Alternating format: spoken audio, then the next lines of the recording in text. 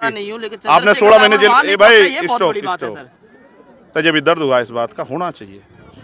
16 महीने जेल काटी है मैंने क्या कहा, मुझे दर्द है ना, तभी तो हमारी टीम वहाँ खड़ी है।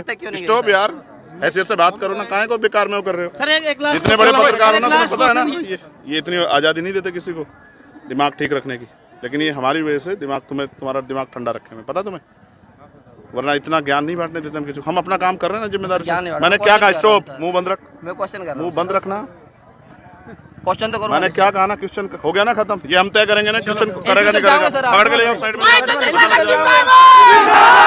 जो सत्संग भवन की जो आयोजन में आए हो या फिर पार्टी का भी साथ में है, देखो प्रचार है 2024 का विधानसभा का, मेरी बात सुनो, 24 के विधानसभा से पहले 24 का पार्लियामेंट का चुनाव आएगा, फिर विधानसभा का चुनाव। हम लोग राजनीतिक लोग हैं, राजनीति भी इसलिए करेंगे क्योंकि बाबा साहब अम्बेडकर कह गए कि राजनीति में हिस्सेदारी न लेने का सबसे बड़ा दंड ये होगा कि योग्य लोग आपके ऊपर शासन करें। जब हम पे वोट है तो हमारे लोग भी राज कर सकते हैं, हम पिछलग्गू बढ़ने के लिए इस देश में नहीं।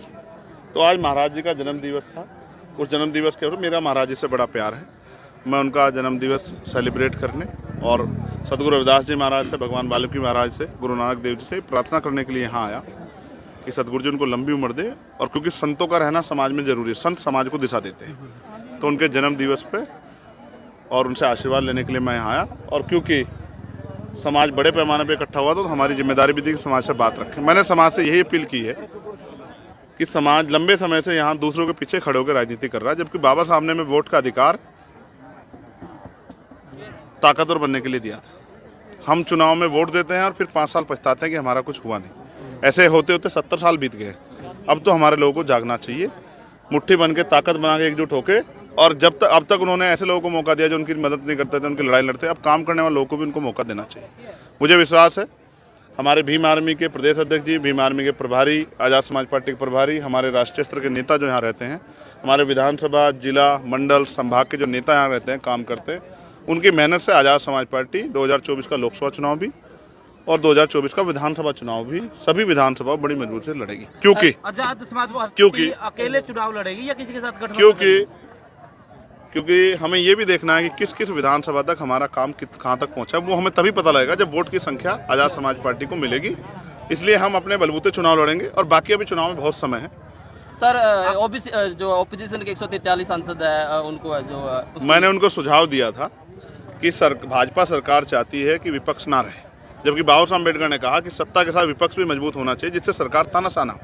तो मैंने उनसे अपील की कि भाई अब देखो चुनाव में बहुत कम समय बाकी है, आप अगर अपनी रक्षा नहीं कर पा रहे तो आम आदमी क्या करोगे, तो अब आप इस्तीफा दो सामूहिक और सड़कों पे उतर के जनता के अदालत के बीच में चलो, जनता से अपील करो, मैं भी आपका साथ दूंगा अगर आप अपनी लड़ाई लड़ोगे। अगर आप नहीं लड़ लोगे तो फिर भाई हम क्या कर सकते हैं। तो मैंने उनसे अपील की है कि मैं भी आपके साथ हूँ अगर आप सड़क पर अपनी लड़ाई लड़ने के लिए जाते हैं। और शायद सुझाव का असर भी है कि आज जंतर मंतर पे उन्होंने एक बड़ा प्रोटेस्ट किया है, लेकिन सवाल ये है कि जब तक जनता खड़ी नहीं होगी, ये देश में जन आंदोलन आसान नहीं है, क्योंकि इस देश में जातियों में ऊंच नीच है, भेदभाव है, बटे हुए हैं लोग। हमारे महापुरुषों ने, सतगुरु रविदास जी महाराज ने भाईचारे की बात की, बाबा साहब अम्बेडकर ने भाईचारे की बात की, माननीय काशी राम साहब ने टूटे फूटे लोगों को, हक वंचित, दलित, पिछड़े, आदिवासी, मुस्लिम, जैन, सिख, बौद्ध, ईसाई, कर्म, जो 85% बहुजन समाज को जोड़ने का काम किया। हम भी उसी काम को आगे बढ़ाने का काम करें। हमने संघ बना के, भीम आर्मी का जो संगठन है उसके जरिए हमने दलित, पिछड़े, आदिवासी, मुस्लिम, जैन, सिख, बौद्ध को इकट्ठा करने का काम किया। अब आज़ाद समाज पार्टी में उनको हम राजनीतिक हिस्सेदार देके आज़ाद समाज पार्टी के जरिए हरियाणा में कमजोर वर्ग को राज लाने का प्रयास कर रहे हैं। सर, जो किसी के साथ गठबंधन, ये पार्टी के नेता तय करेंगे, मेरा मैं तो पार्टी का वर्कर, यहाँ के हमारे नेता तय करेंगे। उपराष्ट्रपति की जो मजाक उड़ाया गया, मिपरी करेगी, देखो साहब, कितना जायज है सर ये? क्या ओपोजिशन ने इस हद पे आ गया है? मैं आपको एक बात स्पष्ट कहता हूँ, शायद वो अच्छी ना लगे, मगर सच कहने में अच्छे बुरा नहीं देखना चाहिए। ये उपराष्ट्रपति तब भी यही थे जब पहलवान बेटियों को घसीटा गया, वो भी शायद इसी समाज से थी। जब किसानों पर लाठी चली, वो भी समाज में से थे। और जब हरियाणा में जाट आरक्षण आंदोलन में जिस तरह से हजारों हजार लोग जेल गए और तमाम तरह की मुसीबतें जाट समाज, तब भी ये उपराष्ट्रपति जी यहीं थे। आप भाजपा की पिच पे जाके भाजपा के इशारों पे काम करोगे तो आपको ये अपमान सहना पड़ेगा, जबकि मुझे इस बात का दुख है। मैं नहीं चाहता कुछ भी हो, लेकिन आप ये सोचो, ये आज की बात थोड़ा ही है, बड़े बड़े नेताओं के कार्टून बनते आए हैं, ये तो अभिव्यक्ति की आज़ादी है। और आप ये बताओ, लेकिन वो कह रहे हैं कि एक मिनट किसान बेटे की है, प्रधानमंत्री की है, कोई कर ही नहीं सकता ना। किसान तो इस देश का अन्नदाता है, उसकी बेइज्जती कौन कर देगा भाई? जो आदमी पेट पालता हो सबका, उसकी बेइज्जती कौन कर देगा? लेकिन जब 700 किसान शहीद हुए तो भी उपराष्ट्रपति जी यहीं थे, और उन 700 किसानों के शहीद पे जब प्राइम मिनिस्टर और भाजपा के लोग हंस रहे थे तब शायद कुछ नहीं कह पाए। और कल ही हमारी होनहार बेटी, हमारी बहन, इस देश का गौरव बढ़ाने वाली दुनिया में साक्षी मलिक जब रोते हुए लिकड़ी है ना अपने जूते रख के, तो भी शायद किसी का अपमान हुआ है। अगर अपमान मिमिक्री करना ही है तो बहन बेटियों को, जिनको सर की पगड़ी मानते हैं, उनको खून का आंसू रुआने वालों को भी के बारे में भी सोचना चाहिए, उसको भी अपमान लेना चाहिए। और मैं आपको फिर कह रहा हूँ, अभी तो जुम्मे 4 दिन, अभी तो ये पता लग जाएगा किसान की फसलों में सांड घुस गए हैं, किसान की ज़मीन पे जो है कब्जे हो रहे हैं अवैध, ये भी किसान का अपमान ही है। किसान को फसल के दाम नहीं मिल रहे, ये भी किसान का अपमान ही है। लेकिन मैं आपको फिर ये कहूँगा कि भाई भाजपा के इशारे पे ये सब करके बहुत कुछ नहीं होने वाला, क्योंकि किसान अपने दर्द को भूले नहीं है, और कोई जाति नहीं भूल रही। इस देश में जिस तरह जाति के आधार पर अपमान हो रहा है, कोई नहीं भूल रहा है। और हम किसान का मेरे मजदूर परिवार के लोग हैं, हम इस एकता को बनाने का काम कर रहे हैं। किसानों में, मजदूरों में, कमेरे वर्ग में इकट्ठा एकता बन जाए, क्योंकि यही एकता भाजपा को सत्ता से बेदखल करेगी। एक बार तो हमने झुकाया है सरकार को 2 अप्रैल 2018 में, या सदगुरु रविदास जी मार्ग जब गुरु घर तोड़ा गया दिल्ली में, हमने सुप्रीम कोर्ट सरकार को हिलाया, झुकाया है, या फिर झुकाया है किसी ने, तो किसानों ने झुकाया। अगर हम इकट्ठे हो जाएं, किसान, मजदूर, नौजवान, महिलाएं, कमेरा वर्ग, अगर ये इकट्ठे हो जाएं तो फिर भाजपा को रोका जाए, इसके अलावा कोई रास्ता नहीं। सर संसद हमले पर क्या कुछ कहेंगे? जो ये सरकार की नाकामी है ना, उसी को तो छिपाने के लिए ये सब चीजें, ये जो रोना पीटना हो रहा है, ये सिर्फ संसद पे जो हमला हुआ अपनी नाकामी छिपाने के लिए।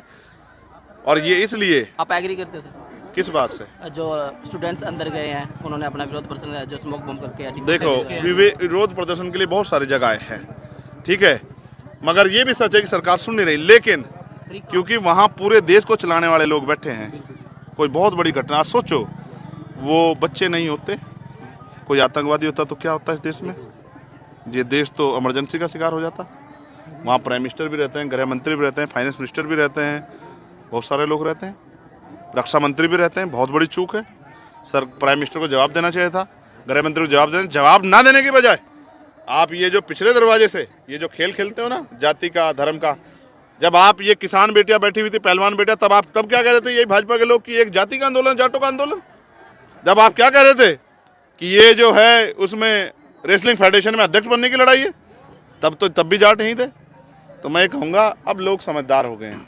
मैं तो कमज़ोर वर्गों के लोगों से कहूँगा कि अगर इस देश में स्वाभिमान सम्मान के जीवन को जीना है, बहन बेटियों के सम्मान की रक्षा करनी है, भारतीय जनता पार्टी की गुलामी और जो महंगाई, बेरोजगारी कमर तोड़ रही है, उससे अगर आज़ादी चाहिए और संविधान को, लोकतंत्र को बचाना है, तो आज़ाद समाज पार्टी के साथ खड़े होकर आप इनको हराने का इंतजाम करो। आपकी वोट से ये लोग हारेंगे।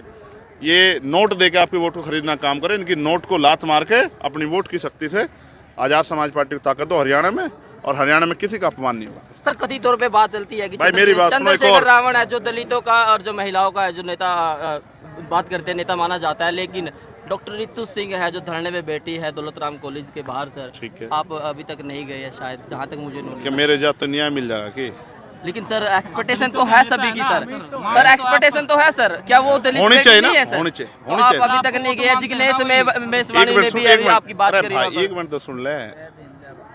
हमारी पूरी टीम दिल्ली की, हमारे यहाँ हरियाणा के प्रभारी, हमारी पूरी टीम वहाँ रहती है, आपको पता है।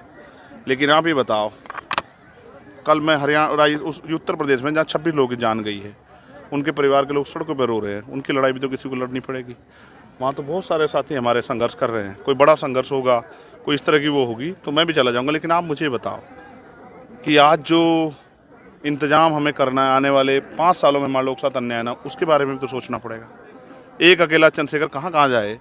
जिन लोगों को 4-4 बार मुख्यमंत्री बनाया उनको भी जाना चाहिए। सर बहुत बड़े लेवल पे वो धरना चल रहा है। मैं क्या कह रहा हूँ, आप मुझे बताओगे कितने बड़े लेवल पे चल रहा है? आप बालक हो अभी, आप मुझे बताओगे कितने बड़े लेवल पे चल रहा है?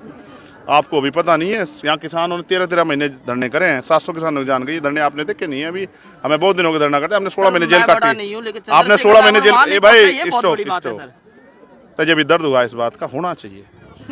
16 महीने जेल काटी है मैंने क्या कहा? मुझे दर्द है ना, तभी तो हमारी टीम वहाँ खड़ी है। स्टॉप यार, ऐसे से बात करो ना, काहे को बेकार में वो कर रहे हो? सर एक लाख जितने बड़े पत्रकार हो ना, तुम्हें पता है ना, ये विधानसभा लोकसभा की जैसे 10 सीटें हैं, 1 मिनट है, लोकसभा की, विधानसभा की 90, तो चुनाव लड़ेगी आपकी ये पार्टी? इधर देख रहे हो ना, ये इतनी आज़ादी नहीं देते किसी को दिमाग ठीक रखने की, लेकिन ये हमारी वजह से दिमाग, तुम्हारा दिमाग ठंडा रखे में, पता तुम्हें?